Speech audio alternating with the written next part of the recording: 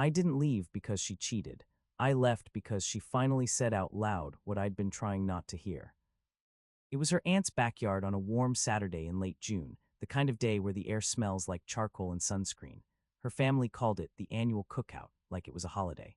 I'd been showing up for 3 years. I was the guy who got there early to haul coolers, set up folding chairs, and make sure the older relatives had shade. I was the one who remembered Uncle Gary didn't eat onions and that her grandma liked lemonade with extra ice. Maya loved the stage of it. She was good at it, confident, a little too polished. Every photo, every laugh, every story she told was designed to land. I used to think it was harmless. She worked in marketing and events, and I'm an operations analyst at a logistics company. She liked sparkle. I liked things that worked. We balanced each other, or so I told myself. We weren't married, but we lived together in a 2-bedroom apartment outside Raleigh. The lease was in both our names. I paid the bigger share because I made more. She handled the social parts of our life, birthdays, friends, family. I handled the boring parts, rent, autopay, utilities, the shared streaming accounts, the insurance. If something broke, I fixed it. If something needed planning, I planned it. That cookout, I was at the grill with her uncle, flipping chicken and burgers while he lectured me about letting the meat rest. Maya was drifting through the crowd with a plastic cup of sangria, laughing a little louder than the jokes deserved. Her cousins were playing cornhole. Someone's kid was chasing a dog with a bubble wand. It felt normal, safe. Then her Aunt Denise clinked a spoon against a glass and called everyone in for photos. Couples first, she said, already holding up her phone. Let's get the lovebirds. Maya hooked her arm through mine and pulled me toward the patio like we were on cue. She angled her face toward the camera, checking her smile in the dark reflection of the phone screen. A few people teased us. When's the ring? When's the wedding? All the usual lines. Her Uncle Rob, half tipsy and always trying to be the funniest man in the yard, pointed at me with a grin. So Maya, he said, loud enough for the group to hear, when are you finally gonna settle down with this one? He's been hanging around long enough. Maya didn't even hesitate. She leaned her head onto my shoulder like it was a joke and said, clear as day, well, he's my safe option, you know, the for now guy. A few laughs came out automatically, like people didn't know what to do with it. Then the laughter thinned, because my face didn't change and my hands didn't move, and I didn't pretend it was funny. Maya felt the shift and tried to keep control of it. She gave a quick little shrug like she was being honest. I mean, she added, still smiling, everyone needs a stable landing spot while they figure things out. The yard went quiet in that awkward way where you can hear a screen door creak and a soda can crack open. Someone's kid asked for ketchup. A dog barked once. I looked at Maya. She was still smiling for the cameras, still performing. I said softly but clearly, you're right.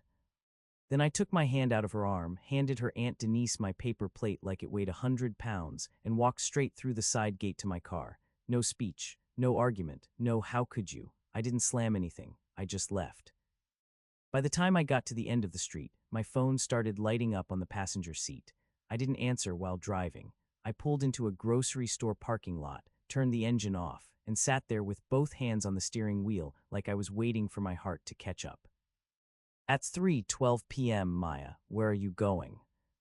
At 3:14 p.m., Maya, seriously, don't do this. You're embarrassing me.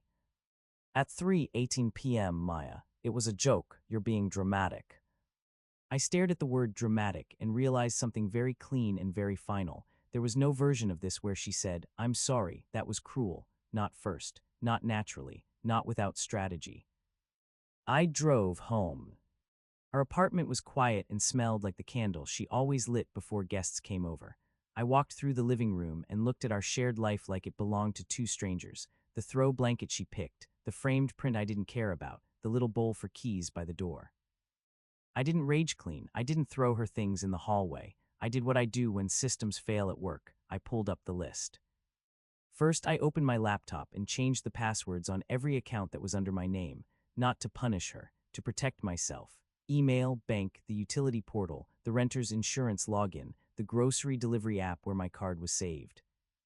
Second, I opened the shared accounts and removed my payment methods, streaming services, music, anything that was ours but billed to me. I switched anything essential to a separate profile. Quiet actions, clean boundaries. Third, I went to our lease folder. Yes, we had one, a real folder, paper copies. I scanned it all into a PDF and emailed it to myself. I read the lease terms carefully, especially the part about early termination, keys, and notice. Our lease had a clause about one tenant being able to request removal with the landlord's approval if the remaining tenant qualified. It also had the usual warning, do not change locks without written consent from management. So I didn't. I called the leasing office's after-hours line and left a voicemail that I needed to discuss a tenant change on Monday. Simple, neutral, no drama details. Then I wrote a short email to Maya from my personal email, not a text, because texts are messy and easy to twist. The email subject line was living arrangements. I wrote, Maya, after today, I will not continue this relationship. I'll be staying elsewhere tonight. We need to discuss lease options and a plan to separate property and accounts. Please keep communication in writing. That was it. No insults, no explanations, just a boundary. At 5:41 p.m. she called. I let it go to voicemail. Her voicemail was not an apology. It was anger wrapped in sweetness. Okay, I don't know what you think you're doing, but you can't just leave. You're acting like a child. Call me back so we can fix this. At 6:03 p.m. another text. My family thinks you're unstable. Thanks for that. At 6:17 p.m. If you loved me, you wouldn't punish me over a joke. There it was, not I hurt you. It was you're hurting me. I went to my friend Daniel's place for the night. He's a calm guy, a software engineer who doesn't romanticize mess. I told him the line she said at the cookout. He didn't laugh. He just nodded once and said, that's not a joke, that's a confession. The next morning, I opened my email and saw something that made my stomach drop, not because it was surprising, but because it was so careless. Maya had left her laptop open on our shared kitchen table the day before. We had a shared household Google account that managed our smart thermostat and the calendar with rent-due dates and her event gigs. I'd logged into it months ago on my phone.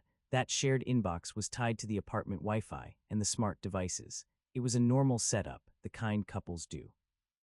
At 7:22 a.m., a receipt had hit that shared inbox. Subject, reservation confirmed. It was for a boutique hotel downtown, 2 nights, the following weekend. The name on the reservation was Maya L., and the second guest line said Evan R. Evan, the flashy upgrade she always pretended was just a friend in the scene.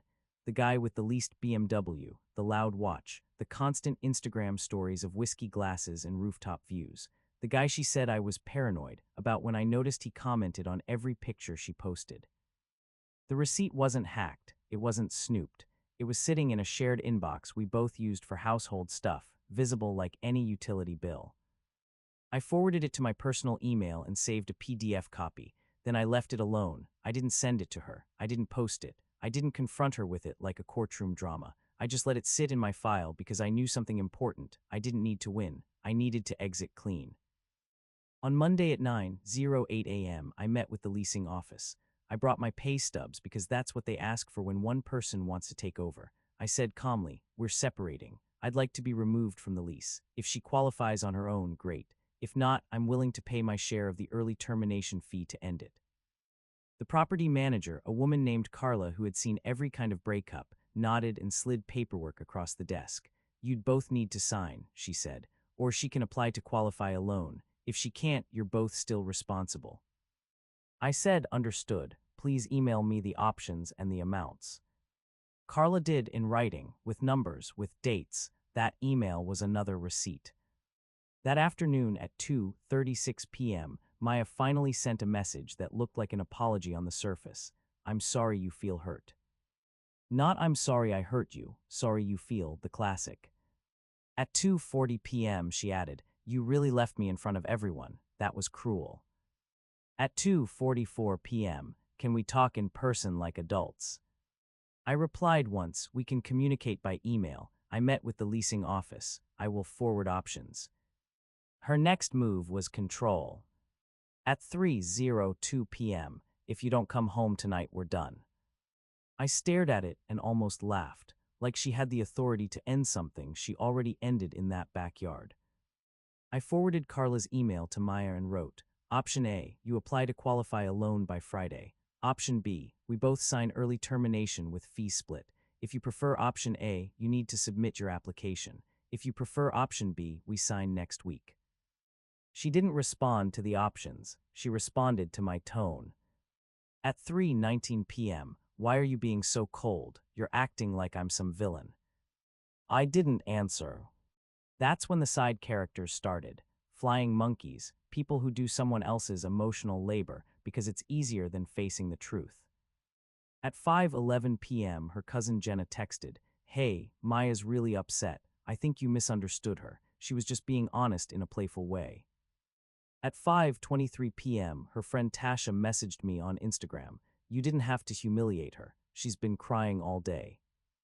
I didn't argue with them. I sent one simple line to Jenna, "I didn't misunderstand. Please don't mediate. We're handling logistics." Then at 6:07 p.m., I got the message that mattered. Her Aunt Denise, the same aunt I handed my plate to, she sent me a short text. "I am so sorry. That was wrong. I didn't raise her, but I watched it happen and I'm embarrassed. You didn't deserve that." I just replied, "Thank you. I appreciate you saying that." That apology did something. It confirmed I wasn't crazy. It also started the karma pipeline because Denise wasn't a gossip, but she wasn't a liar either. She was the quiet truth-teller in that family.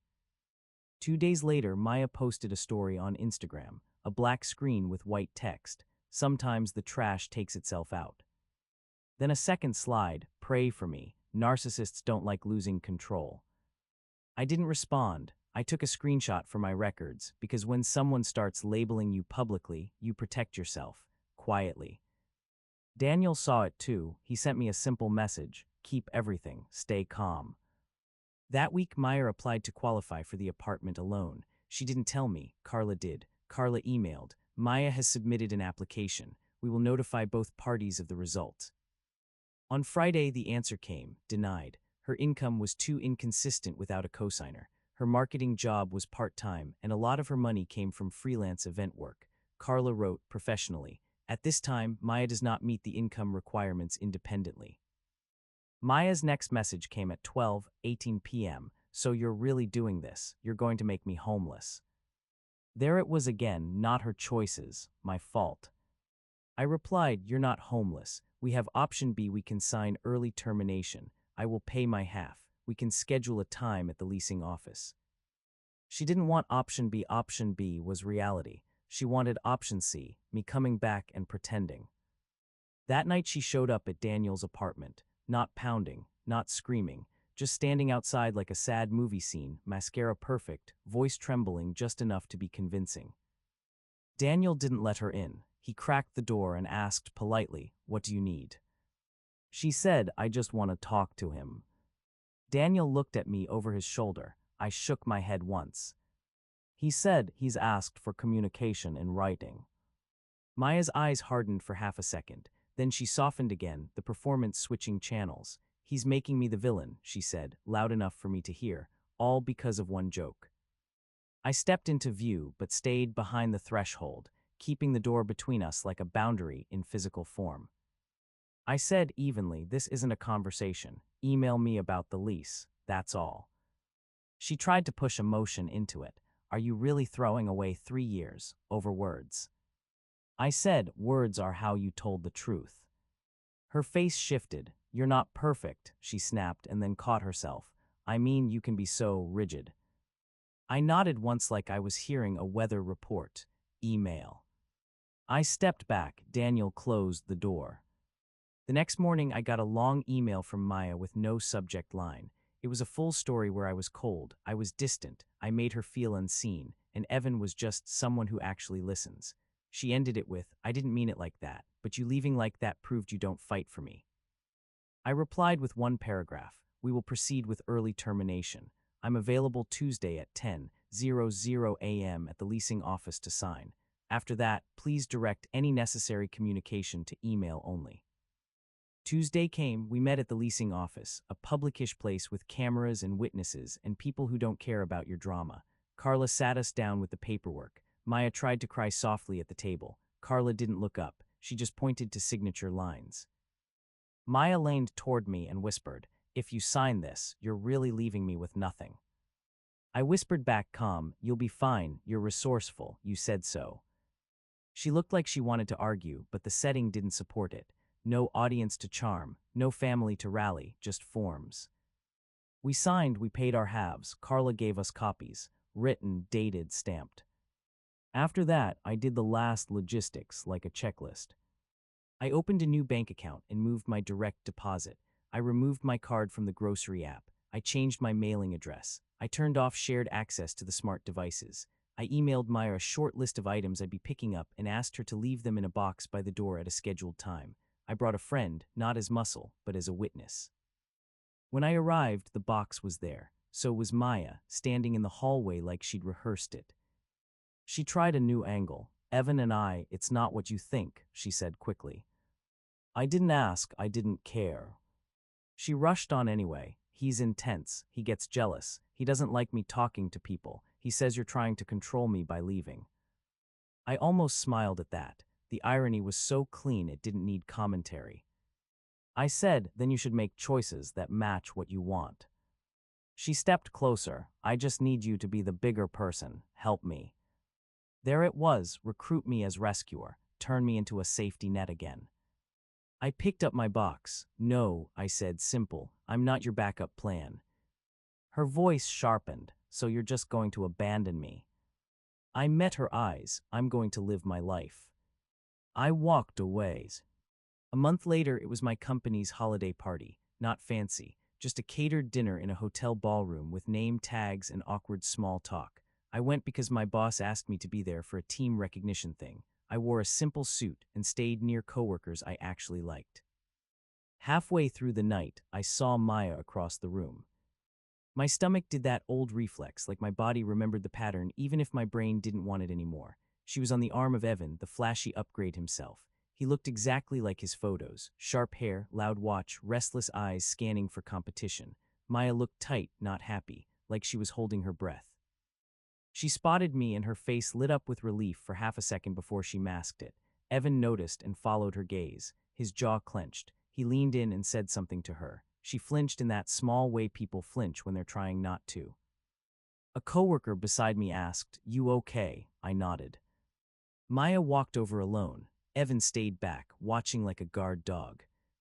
She stopped a few feet away, close enough to speak, far enough to pretend she wasn't invading. "Can we talk?" she asked, voice soft. "Just for a minute, I need closure." I looked at her the way I look at a finished project file, closed, archived. I said, "There's nothing to close, it's done." Her eyes filled, and for a second I almost saw the version of her I used to love. Then it shifted again, the performance trying to find a lever. "You really don't care," she whispered, like it was an accusation. I said I cared when it mattered. Now I'm just being consistent. She swallowed hard. Evan's been difficult. I didn't bite, I didn't ask questions, I didn't offer help. I said, then talk to someone who can support you. I'm not that person. She looked past me like she was searching the room for the version of me that would step in and save her. That version was gone. Evan started walking toward us, shoulders tight. Maya saw him coming and her panic spiked. She turned back to me fast and said, "So that's it, after everything." I nodded once, that's it. Then I stepped to the side, rejoined my coworkers, and let the conversation move on without her. I didn't post about it, I didn't celebrate. I went home, made coffee the next morning, and felt something quiet settle in my chest. Peace, earned the boring way with paperwork and boundaries. If you've ever been someone's, for now, person and you chose to leave without begging, tell me what you did next. I read the comments.